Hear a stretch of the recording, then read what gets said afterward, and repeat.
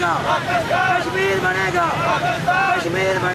मकबूजा कश्मीर में नहत्ते कश्मीरियों पर मजालम के खिलाफ फर्रुखाबाद शहर में एहतजाजी रैली निकाली गई, जिसमें मुजाहरीन ने कतबे और बैनर्स उठा रखे थे जिन पर पाक फौज के हक में नारे दर्ज थे।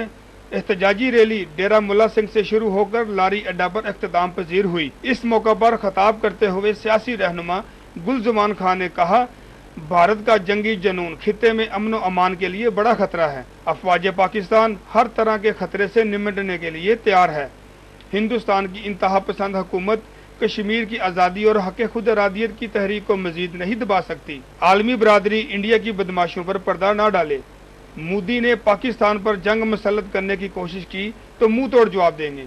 अफवाज पाकिस्तान भारत की गीदड़ भपकियों से डरने वाले नहीं। बुजुर्गों ने पाकिस्तान बनाया था, आज हम अपनी जानें कुर्बान करके पाकिस्तान की हिफाजत करेंगे। कश्मीरियों पर भारतीय मजालम तारीख का बदतरीन बाब है। तनाज़ा कश्मीर हल किए बगैर जनूबी एशिया में अमन कायम नहीं हो सकता।